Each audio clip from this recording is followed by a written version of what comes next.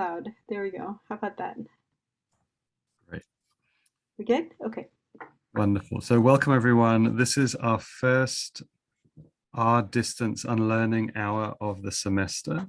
And I think this is, Michelle can correct me if I'm wrong here, the third semester of doing this, fourth semester of doing this. We had a reading group as part of Cachihuela Cuna, Andean and Amazonian Indigenous Arts and Humanities, that was called This Decoloniality, where we read the book by Walter Mignolo, and now I'm blanking on her surname, Catherine Walsh. Walsh, that's it, Catherine Walsh. Thank you, Michelle. Which was on decoloniality. And so we were reading that book, and then we turned into a more kind of informal format, and that became our Unlearning Hour, where we used to meet in the Wexner Cafe and Heirloom Cafe on campus. And that also, we produced kind of newsletters, if you remember, Michelle, for that, where we would kind of use the hour to kind of get material for the newsletter. And then with the pandemic, we went remote and then had this distance unlearning hour. And it really is an open space for our conversations with whoever shows up. And that's really important too. If you can be here one week but can't be here another week, then that is completely fine. We reintroduce ourselves all the time. We have people from OSU, people beyond OSU, people who are part of the university, not part of the university, all are welcome in this space. And that the main impetus for this and why we call it our Unlearning Hour is through a decolonial practice of listening, but also of creating I guess spaces within an institutional framework that are also more open as well. So it's why we kind of moved away from a reading group to something where it was kind of more reflective as well. And to some extent, we would bring topics to discuss which would be maybe grounded in one of our practices or daily practices. We're very interested in the kind of daily activity of the work that we're all doing together. And so a kind of check-in is just really important. That said, this semester we will do a couple of things which would relate more to publication. And one is the commissioned reader, Cassandra Press reader. Cassandra Press is run by the artist Candice Williams in Los Angeles with other collaborators. It is a Black femme-driven publishing initiative that collaborated with us, the Cachihuela Cuna group, on a reader on Blackness, indigeneity, and erasure. And we have that reader. I sent it as part of our invitation. And one of our charges really this semester is to read it together. And again, that process we will discuss together with whoever is here how we might go about doing that. Do we want to set chapters per week? Do we want to read it systematically? Do we want to dip? How do we want to actually read this this reader? But I think we have a responsibility to both Candice and to Alina Baiana, who is an Afro-Brazilian artist who collaborated with Candice on the commission, to show to them that we have read and that we have read and engaged with their hard work on these issues within the context of the Andean and Amazonian framework, specifically thinking of the Brazilian Amazon in this regard. The other thing is that, as Michelle could speak to better than I, we are, as a research group, as a burgeoning collective of sorts, working on a publication, collected publication, and we had a retreat to discuss this publication.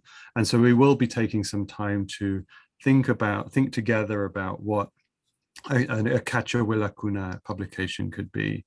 And so that's something we'll spend our time doing as well. However, we can also, as we meet every week, there is time to just take what comes and take what issues arise from our decolonial practice. And both Michelle and I are teaching courses that are focused on Indigenous art making, And we are also very sensitive to the fact of our own settler status within this institution and this land in which we gather, which I'm speaking to you from Ohio, which is the ancestral lands of many tribal nations, as well as ancient nations as well. So I think that it's important that our positionality is registered as part of this project. But I think it's an exciting experiment that continues, and I think that if it was, there have been sessions where it's been me and Michelle. I mean, it really has been like that, right, Michelle? So And it's been very productive. yeah. So stop in, swing by, and just spend your hour with us, and again with different people that will come each time. But Michelle, I wanted to pass. So what we could do is I'll pass it to you if you have any introductory words, and then let us go around and introduce ourselves a little more kind of informally. Then and then maybe you could give us the updates on Cachawilla. Okay, sure. Yeah, so the updates later. Yeah, let's Yeah. introduce ourselves first and then update. Okay, sure. Yeah, I think that maybe to follow up on what Richard was saying about gravitating from a reading group to the Our Unlearning Hour, a realization that we needed to include a lot more multimedia, and performance, art, that type of thing. I think the thrust of Cachawidekuna is recognizing Cachawidekuna means messages with beauty, and that word is often used to describe art, but we are looking at challenging very narrow perspectives on what knowledge is, what writing is, what text is, from an Indigenous perspective. The group is incredibly active. I just finished writing the annual report, and it's incredible, like all of the things that we accomplished over the course of last year, in spite of having to pivot due to the pandemic shutdown. We didn't shut down. We just kept going. So I think most of you know me. I'm Michelle Whipplesman. I'm in the Department of Spanish and Portuguese, and what I teach focuses on indigenous cultures of Latin America. My research site is primarily in the Andes, and I have my background is in anthropology and ethnomusicology, so I have courtesy appointments in the School of Music and in the Department of Anthropology. Um, when I introduce myself to other groups, this, being a co-PI for Cachawidaikuna is taking up more and more and more space in that title, right? Because we are so active. And I think that both Richard and I, and many of the other co-PIs, feel the same way, that we see the productivity of project-based education, right? And also the productivity of collaborations, not just interdisciplinary collaborations within OSU, which have been incredibly rich, but collaborations with Indigenous partners outside of OSU, many of whom are not affiliated with institutions, right? They are independent artists. They are folks who sometimes have not graduated, from school or anything like that. So thinking very, very carefully about like who knowledge bearers are, who participates in this conversation, right? And not just gravitating towards scholars all the time, right? So we have learned a tremendous amount from the artist collaborators that we've engaged with, and I'll give you in the update. You'll kind of see some of the groups that we've worked with. So I'll just leave it at that for the introduction, I guess. Can you pass it on, Michelle? Sure. How about we go to Indigo? I knew you were gonna pick me. I just felt it in my bones. Hi, I'm Indigo. I am a two-spirit Afro-Indigenous artist, medicine practitioner, and art educator. Born and raised in Columbus, Ohio, especially at Ohio State. Um, and I'm grateful to be here. I've heard about the collective and the project kind of in the atmosphere, but I'm really grateful that even in the past like month or so, I've been able to really get to know Michelle and those involved with this really incredible project. So I'm really excited to be here for the Unlearning Hour. Um, and because it's learning if you're unlearning, it's like it's a weird paradox. And so I'm just really excited to be here to also to get to know other people's work, since I've been out of the academic realm, and just to kind of slowly get myself back into it. I guess I'll also add my undergraduate degree was in art history. Technically, it was in East Asian art, but I made my own program because I was frustrated with what was having to be taught. And so I essentially took East Asian, specifically printmaking techniques and methodologies, and transformed it into indigenous methodologies, and how you can intersect East Asian practices with indigenous visual culture and media representation. So I navigate many realms when it comes to art making, practice, and preservation and care, so caretaking. So I've been really looking forward to going outside of Turtle Island and expand to other Indigenous networks. So thank you for having me here. I'll pass it to Nicholas. Sure. Thanks. So I've been taking some classes that deal with some of the similar issues that you all are talking about here. And I'm trying to sort of find my place right now in research and in ethnomusicology, musicology, which is the department that I'm in the School of Music, and then how that kind of relates to anthropology and art and aesthetics. So I'm very much in the sort of exploratory stages of figuring out what my position is in research, and what I plan to research as a part of my PhD over the next 5 years. So yes, just kind of here to explore and to listen, and to kind of get tuned into some of the conversations that are already going on and already vibrant, it sounds like. So I believe that leaves Amanda. Yeah, hi. So I'm a first-year doctoral student in arts administration, education, and policy, and brand new to Columbus. So I want to echo what you were just saying, Nicholas, about sort of learning more about the conversations that are happening on campus. I come with a background in museum practice, and actually Indigo, my undergrad work was in art history and East Asian prints and Japanese prints, so we should connect on that at some point.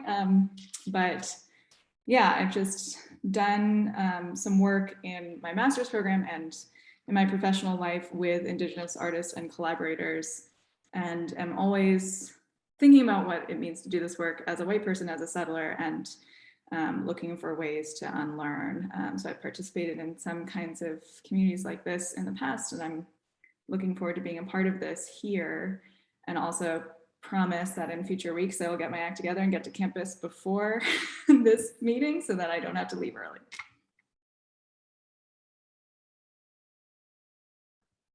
Maybe, Michelle, we should also say where we inherited our air clicks from. It was actually from a very important context for our Unlearning Hour.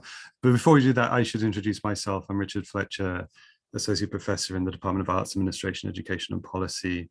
My pronouns are he, him, his. I thought I had them on here, but they've translated into my other name, which is Minus Plato, which is a persona, a blog, and a platform for my transition from being a classics professor to an art educator, and over the last 10 years. And I'm always excited to meet not only people I already know, but also people I don't know in this context, because this is a new context. So even so Indigo and I met this morning, but to then be here is a different context. And Amanda is in 2 classes with, poor Amanda, is in 2 classes with me this semester, which includes a class on global Indigenous arts, education for settlers. And it's a course where I would not even have the courage to teach that class if it wasn't for the work and collaborations with Michelle on the Unlearning Hour and Kachawila Kuna. I'm very humbled by that position of teaching self-critical settler colonialism, and also to be a kind of, I use this word and I always it makes me cringe, but I think I'll use it, a kind of cheerleader for the transformative power of Indigenous art. It's changed me, and I just want to share how it's changed me, but not slip into the the white moves to innocence and the kind of imitational elements that come to it. It changes me because it is not who I am, and that's, I think, really important. And I just I also, a word to Nick. Do you prefer Nick or Nicholas? Nick is fine. Yes. Nick is fine. Okay. So Nick, it's really exciting to hear the context in which you're coming from in terms of ethnomusicology. And I had the pleasure to work with a PhD in your program, well, in the music school, Adam Buffington, several years ago. And I just, yeah, before your time. But anyone coming from music into this space, I'm excited to listen. And please use this space to share things you are researching and that you are engaging with, because, you know, as we're even in person, listening is important, as well as just to hear things, break up the drone of words coming out of us, and that we can actually listen. Anyway, welcome everyone, and it's a pleasure to be here. And I'll pass it back to Michelle to tell us what's been happening with Cachiwilla Kuna. Okay, so let me unmute myself and see if I can pull up my document. Can you guys can still see me, right? So it has been really a joy to write this report, because it is amazing how much stuff we accomplished over the last year. This is just for the last year, not even the one before. So I think that one of our persistent productive forums is our distance unlearning hour. And Richard, we're so grateful, you know, that you continue to facilitate this space. And within that, Richard had mentioned, where did we get our little clicks, right? We had done a series of workshops with the Pachaisana Institute. So in autumn of 2020, we did a series of 3 workshops on epistemic justice. And in spring of 2021, we did a series of 3 workshops on storytelling for social change. And their methods are all based on performance, theater methods, and also decolonial methodologies. So that was a really enriching experience. And Richard, feel free to jump in on any of these if you have something else to say about our. I'm just going to send links and stuff and things like that as we go in, because okay. you know, we miss Daniel and Chell and the team Yes. at Pachasana in this space, because they've given us so many methods and ways of thinking about learning and unlearning together that I'm already, you know, that's why I said that the Chell and Daniel would do this, and I know other people do this in this context, but it just made me think of them and I missed them. I know. So hopefully they'll watch this, and Daniel, Chell, everyone in Pachasana, you know, we look forward to working with you again and hearing what I'm you're sure up to. that they will join us again. And by the way, as I talk about these and Richard posts the links, all of this is on our website. It's pretty updated for the stuff that we did last year. So you can find more on the artists, you can find recordings, YouTube recordings of some of the workshops, you know, that type of thing. I think that, again, you know, many thanks to Richard for this extraordinary monthly radio show, Dear Fellow Settler Colonizer. And again, you know, kind of a space where Richard brings together scholars, Indigenous artists, community leaders. I don't know if you want to say more about that, Richard.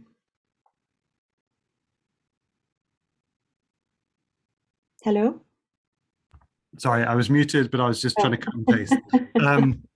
Well, it just so happens that that's one of the reasons that Indigo and I were speaking today, because Indigo is a guest and host of this radio show, in at least in the next episode, maybe for the next. Oh, you've got to go, Amanda. Yeah, and it's the beginning of a conversation in that format. And I think actually it was funny because when I said press record for this show, this thing, when we know that this is being recorded and that people might look at this in relation to whether they want to come one week or other, then it's hard to put that out of our minds that we are being recorded. And so, you know, if at any point we want to kind of press pause or do something which is, you know, we did a lot of kind of silly things in our Pachasana groups. We did some dancing, stretching, moving as well. And so we're out there on the web, I guess, Michelle, doing some of those things, but some of those things we didn't record. The same with the radio show, that feeling of, I'm still processing how special our recording session was this morning, Indigo, and I'm just very grateful to be continuing our conversations in that format, as well as this format, as well as other formats. So, different ways. Good. Yeah. So going down the list, and I'll just mention the Cassandra Press collaboration last year, which was incredibly productive, and that work continues this year. We also worked with a network of, they call themselves intercultural community artists from the Andes. It's called Awana, which means to weave. And our project was integral to sort of providing them the support for the infrastructure they needed to get their website up. They needed to get Wi-Fi, like things like that. And at the end of the spring of last spring, they kind of reciprocated with this amazing virtual concert that we did in collaboration with OSU, and that featured like dozens of artists that are part of this network. So we continue to work with them. And a couple of the things that we're working on them with is a Quechua Concepts Alphabet children's book. It's like a coloring book. So they're working on that collectively and illustrated by the network artists. They developed research on an Andean violin methods manual and are just now completing it. And we're going to collaborate again with OSU ASC Tech to do a big virtual launch of the violin manual at the end of September. So that's exciting. Our collaboration with Columbus Printed Arts continues to grow. And Richard was integral to the exhibit and reading room, Potu Faitautusi, which means be courageous language teachers. I think the second portion of that is that. And the Cachawillaikuna collaboration was specifically dedicated to supporting several editors and writers that produced a Guarani newspaper, one of either the only one of its kind or one of the only one of its kind. And I think Richard can talk a little bit more about that, and Indigo can talk more about that since she is part of the broader reading room and exhibit. So we are very excited to continue working with Columbus Printed Arts. In fact, just last week, we invited Indigo to do a ceremony for our Andean and Amazonian indigenous art collection to wake up the artifacts and sort of help us cleanse the space. So Indigo, I think we can talk more about that experience. The students absolutely loved it, and we reflected on it the last time that we got together with the curators group. The other thing that we did is that we received a donation from one of our OSU alums on masks, festival masks.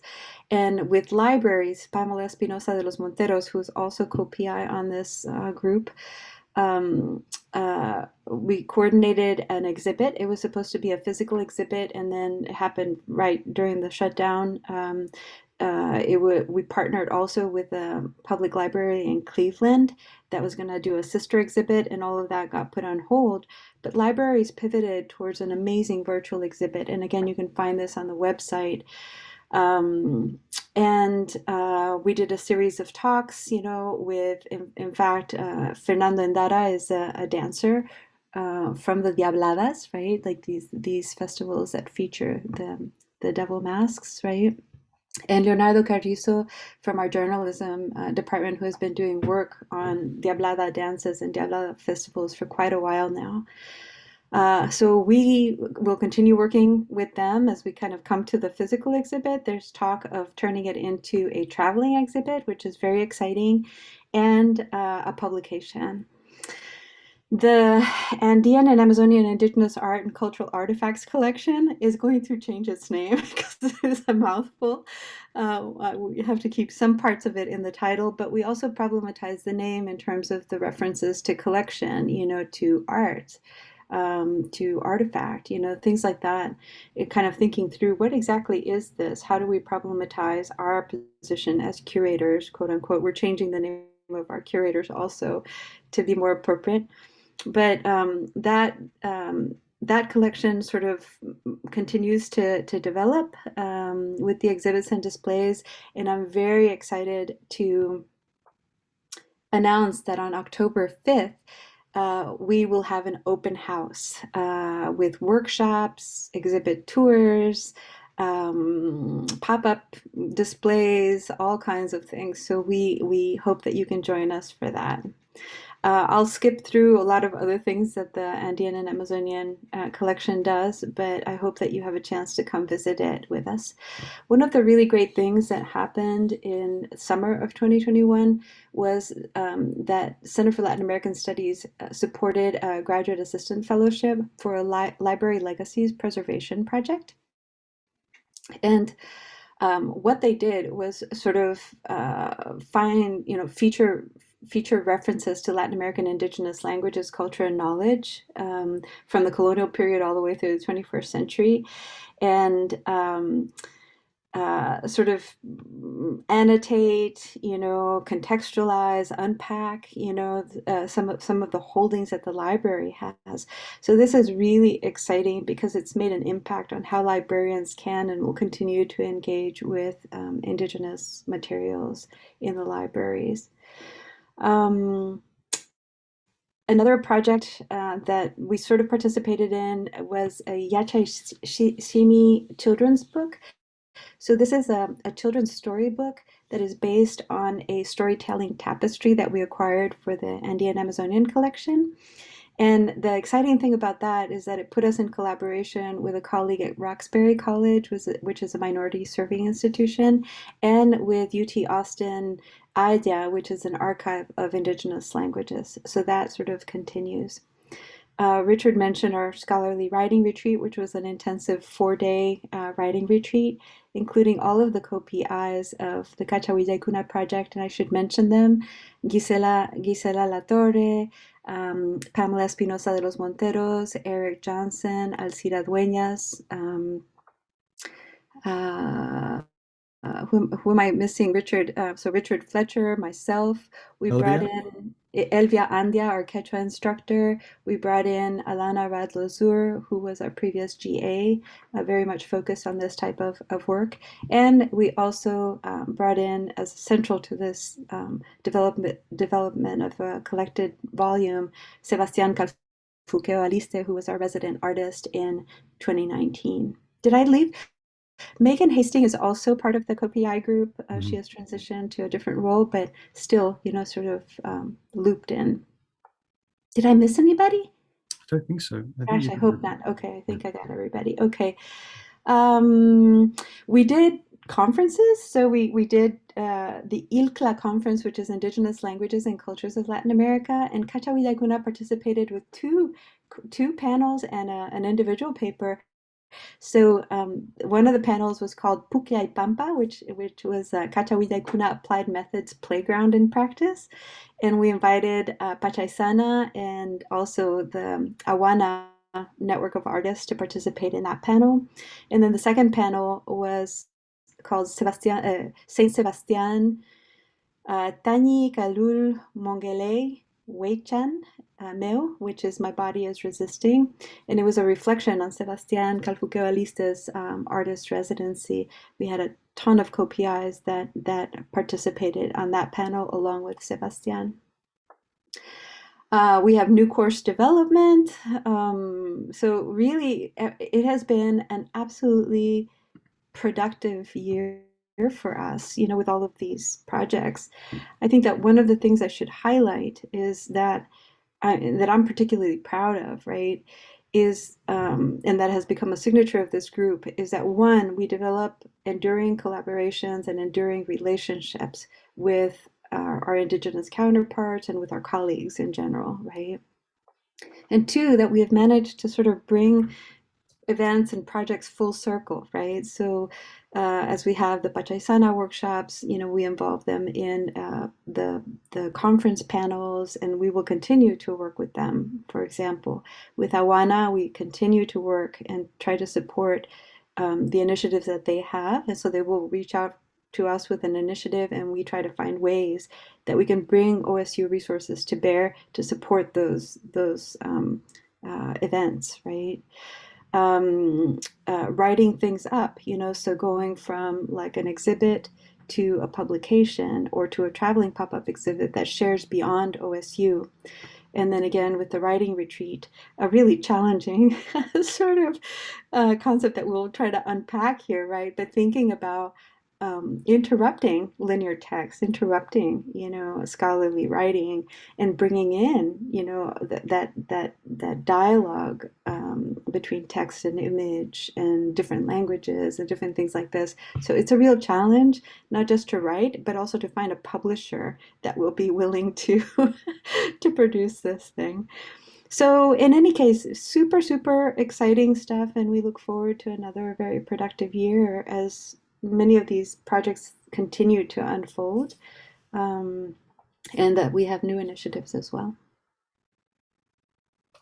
Great. Thank you, Michelle. Yeah.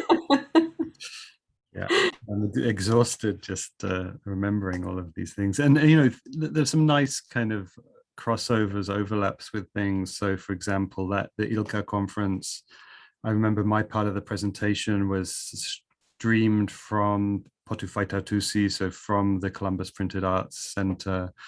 Sebastian Cafuque-Liste is, like, as with Indigo, a participating artist in that project, and therefore what the artists do for that project is they create a kind of bibliography of suggested readings, and it can come from various places. I mean, Indigo can speak to their selection, but Sebastian chose books which, in reflection are kind of key and core to our group. And as someone who, even though I live with 2 Spanish speakers and my Spanish is not as good as it should be given that situation, I do feel like their very presence of not only the Spanish language, but also the Mapuche language that actually has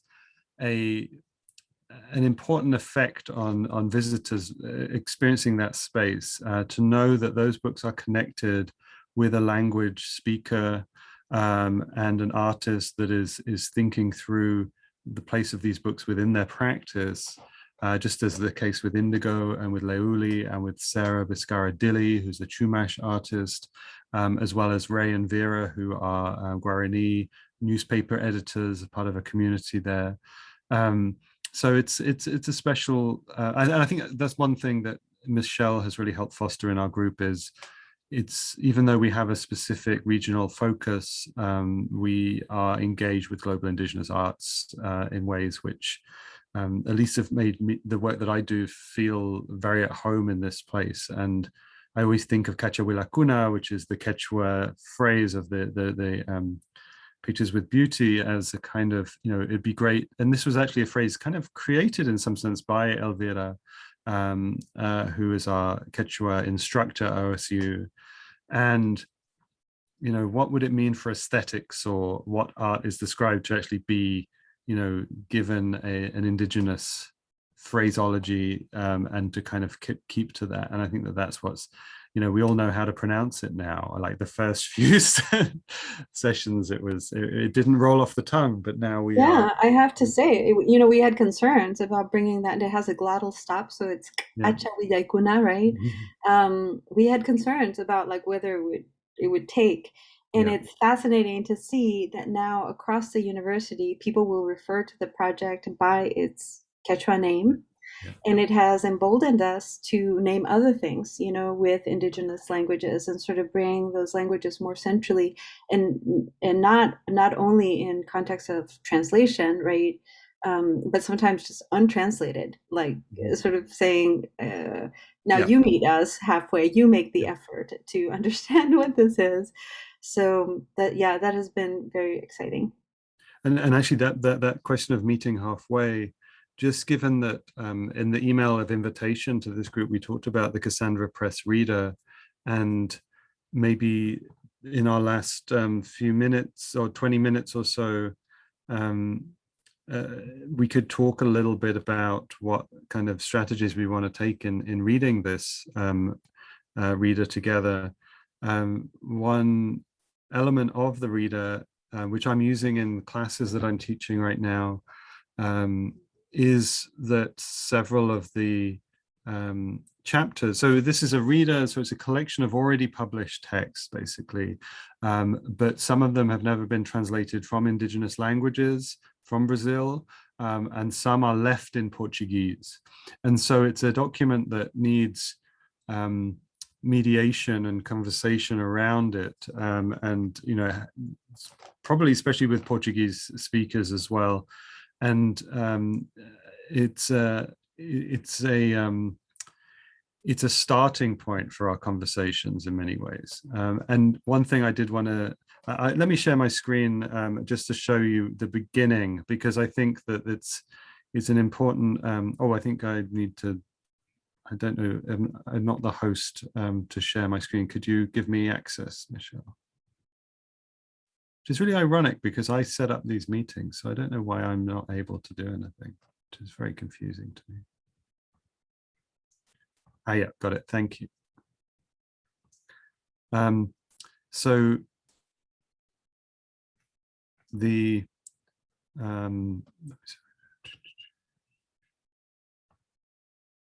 so this is the opening page of the reader, and it shows a work by Alina Baiana that I was lucky enough to encounter in person in Sharjah in the United Arab Emirates, and that is where I met Alina.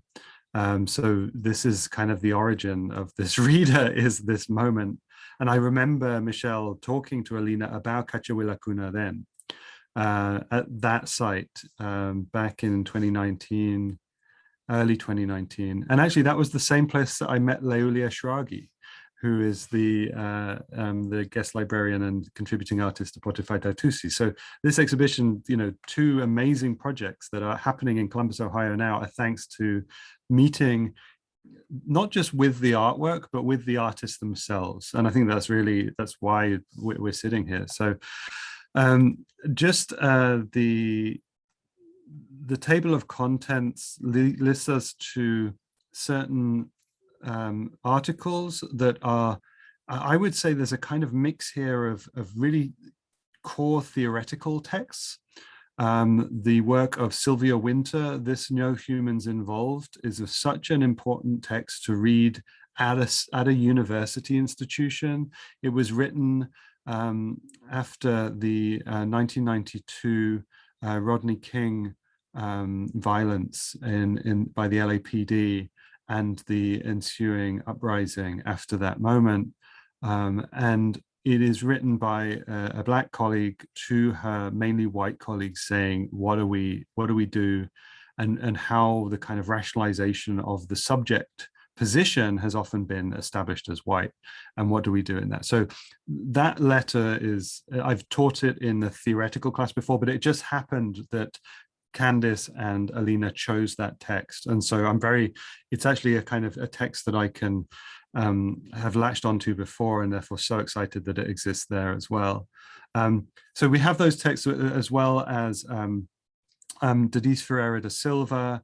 Leila Gonzalez is a very important Afro-Brazilian theorist who I think this reader helps introduce us to the work of Leila Gonzalez.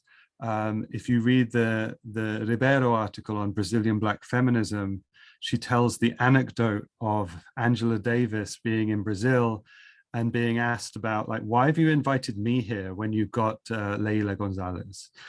So a really interesting anecdote there. Hortensia J. Spillers, a very important Black literary theorist and activist.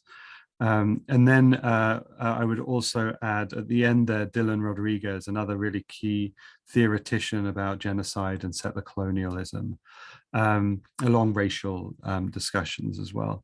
But one thing I just wanted to show, and this may be the place where it's the place where the reader starts, and it's the place where we could maybe start as we come back next week, is the contact sheet of the reader, which is selections from Indigenous TikTok. It says Blackness and Indigeneity in TikTok as well. So, and actually, I might not be able to do it here, but there are many links embedded in these images that if you have the PDF and you click, you can actually watch the TikTok videos yourself. And so maybe this will be our starting point, and probably should be our starting point for the reader. And there is an essay, if just here, by Jessica Lawyer called Indigenous TikTok is Transforming Cultural Knowledge. And even though it comes later in the reader, it might be a good reading to do alongside it. So obviously I'll send out an email about us doing this, but I think looking at the reader, because the reader isn't just text, it's image as well of artworks, as well as the TikTok. So I think if we were going to start with something for next week, it would be to kind of think about why start this reader with TikTok and what that means for the Cassandra Press project, for Candice Williams, for Alina Bayana, and for the work we do within a globalized kind of conception of Indigenous arts as well.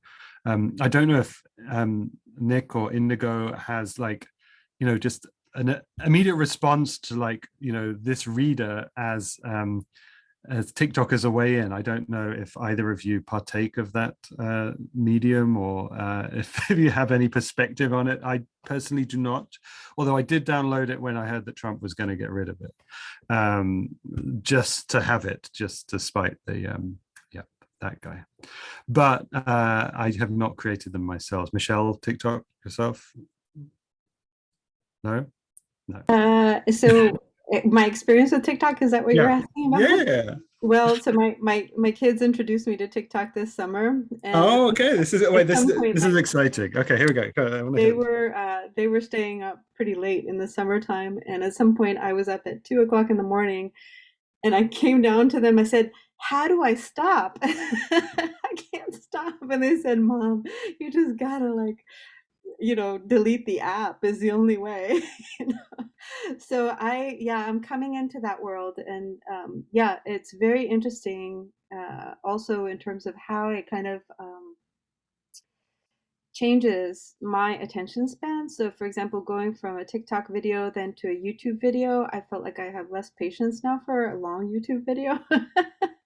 So just kind of thinking about like, what does that modality do in terms of how we engage and approach information? Yeah. And we're creating a long YouTube video right now. Just let's acknowledge exactly, that. Yeah. And I did mention, Nick, in the class that you're taking with me on musical migrations and Latin American identities, I had mentioned the Cassandra Press Reader and Tamron McDermott's deconstruction of it. And the reason I bring that up here is just thinking about like this as a space of care and caretaking, right? Richard has encouraged us to slow down, to not just keep moving forward, but to really celebrate and digest the things that we've done in the past, and I have really appreciated that and gotten a lot, from approaching everything, events, classes, readings in that way. And I think, Indigo, that the ceremony that you did for us was also something that was integral to that approach of care, right? Of taking the time with individuals, and with our artifacts. The students were commenting about how impressed they were that after everyone left the room, you went in and you rattled, for the items that we have there. It was really powerful for us. So I think that into this space, we certainly want to bring in more of that practice. We have tried to do that, for example, for the land acknowledgement, engaging artwork and engaging Indigenous voices on land and land acknowledgements, and also embodied practices with the Pachaisana group that really alerted us to the fact that just rattling off, the land acknowledgement as written by the university is simply not enough. I think that with Sebastián Calfuque, for example, we are exploring that it, in that case, the emphasis is not necessarily on land, but on water, right? And so expanding those types of things. But this element of care is really important in the practices that we sort of try to bring to everything that we do, and open to ideas, about how to continue doing that type of thing. I'll add to, since I do plan on being here on a regular basis, that I would be happy to offer if it's more regular or just like a planned one-time thing to do just a breathing, checking in, rattling kind of thing, just for like a couple minutes. Whenever I've done any sort of like group gathering, and typically I am the one medicine person there, the conversation has definitely shifted because people are rushing in and out, and because we're limiting it to that hour. And so people aren't like trying to get out as much as they can in that hour, that really what is meant to be there is meant to be there. So I'd be happy to offer at any point if that is needed. Battling or drumming, whatever works. It is very much needed. We need, I don't know, I feel like we need that healing. Yeah. We're coming into a very strange transition. This space actually feels very comfortable for me, this virtual Mhm. space now. And then coming into the in-person spaces, I think that we're all trying to navigate that and Yeah. return to either our habits or transform our habits. But it has been a little bit weirder than I expected it to be, for sure. Mhm. Michelle, can I just go? But firstly, Indigo, thank you for that offer, and we are saying yes to that. That would be wonderful. What you were saying earlier on, Michelle, how you're in a space which is different from the space you've been sitting in doing the Zoom from, and I'm thinking the same. I haven't. This might be one of the first, maybe the second time I've Zoomed for my office. And there are different things behind me. There are different, there's different things in front of me. I got very comfortable in one space doing this, and now I'm in a different space doing this. And it does take some transition, and it takes some kind of going to I miss like my or an echo, my son kind of running down and saying something, or but yeah, it is a transit. And I think with the element of care that you say, I think that's really important. We don't have anything to do here, really. This is really open. As I said, we have a commitment to read this reader, and I'll be reading it in my class, and I will be sharing our act of reading here, and I want to share it with an intimate group. That's important, but we don't, this is just an hour of gathering really for us. So but back to TikTok. Nick, you were going to say that you do TikTok. I had a feeling you were going to jump in there. No. Oh, I mean, as of recently, I do. But actually, speaking about, I was talking about this actually in Dr. Wibbleman's class, the ideas of hegemony and whatnot. I actually wasn't allowed to until February, when I got out of the 101st Army Band. So, the military considers TikTok to be a security risk. So we were not allowed to use it. What was the feeling of being unleashed? Well, yeah, I think, my ETS date, it was complex, but it was in many ways very liberating. Yeah, I think I downloaded it that day, actually. Okay.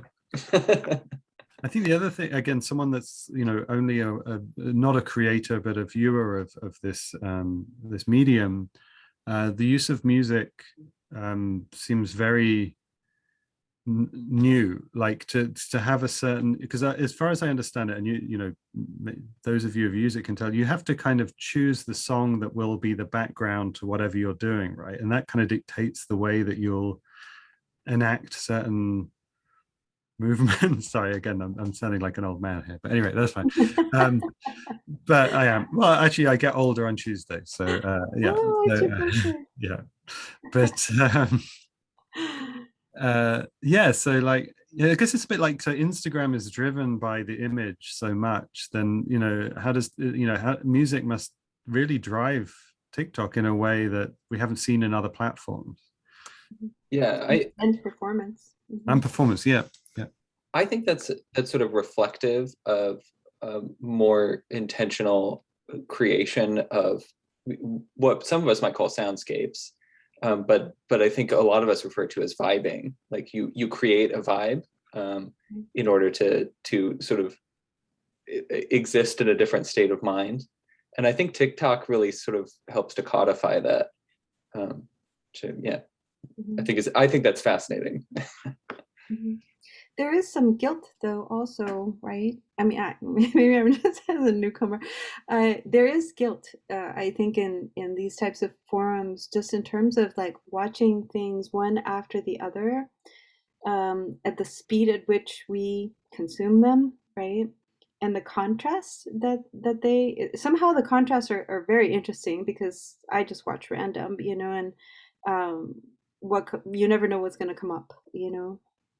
But I think that there's a sense of like, yeah, there's definitely like I want to watch more. I want to like there's an addiction, right, going on there.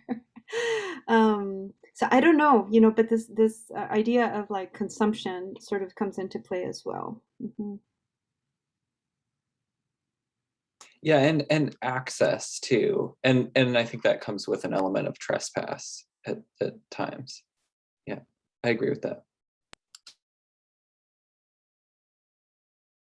I also, you know, just to flip back to the Cassandra press reader, I mean, when the contact sheet that is these links and images from TikTok is the first encounter in the aside from the table of contents and Alina Bayana's work, I do, as a white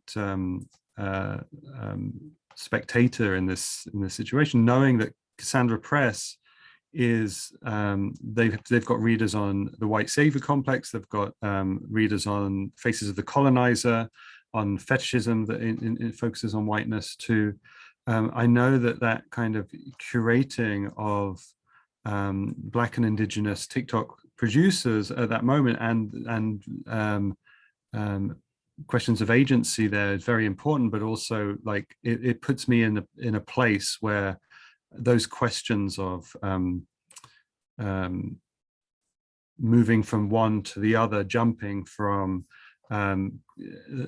these issues. And I think that something that Indigo and I were talking about earlier was about the essential to understand that identity and experience are not, you know, there's no kind of purity for them. Like, so the mixture and the mix is really important. And that means that you know, the important act that Candice and Alina are doing with these TikToks is to say, you're not just going to get the theory here. You're going to get something which is going to stare at you, confront you. And these are people that are using a medium that maybe has even more impact than this reader itself. So you've got to reckon with how it feels to be like, whether in relation to your whiteness or in relation to your non-Indigenous status or however. So and I remember in our conversation with Candice and Alina, which Michelle, we can talk about this in a future episode, but I have a lot of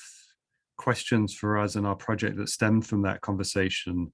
I'm gonna play the video to my class, both classes, as a kind of, you know, almost I don't want to be there because I remember this feeling of we hadn't read yet and we were not ready to even talk to the two artists that made this work at that time.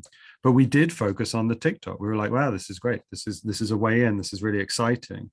So it's almost like we had that attention issue. And we went to the TikTok. It's like, wow, this did something that we weren't expecting. And but it gave us a moment of, wait, I need to dig deeper here. I need to think about what I am doing and watching this and reading this. Mm-hmm.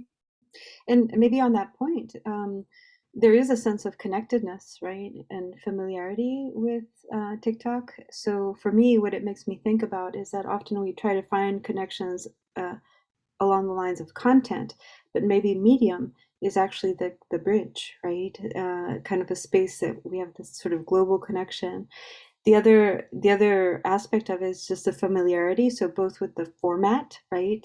The timing, there's a structure to it that becomes very comfortable and very familiar, right? But also the repetition.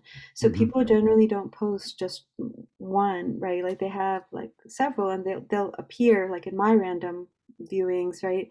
They appear every once in a while, and they've become familiar, right? Like you know what to expect, how their rhythm is, like how they speak, what they're going to talk about, and they become household, you know, everyday type of people in your life, right? So I think that this idea of, we often talk about like issues of translation, we often talk about intercultural connection, understanding, like that type of thing. And when it is along the lines of language or content, often there's a wall that we have to, or a barrier that we have to overcome, right? But when it's just about creating spaces where people can kind of exist together, encounter each other, right? Somehow that seems incredibly fruitful for me. Mhm. So. Well, on that note, Michelle, we are at the hour. And it's always hard this moment to just stop and to just say that we are stopping at this point. But I want to thank you all for being here, and we'll be back the same time next week. It'll be a different conversation. There'll be different people, and so that's what it's the same, and but we're changed each time. So thank you, everybody, and we'll see you next week, if not before. Nick, it was good to meet you, and Indigo, to see you, and Michelle. Always. Bye. Great to Take care, see everyone. Have a Thanks. wonderful Have a good weekend. weekend. Yeah, have a good Bye. weekend. Bye.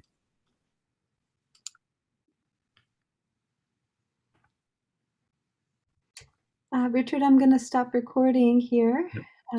Michelle, I've got to run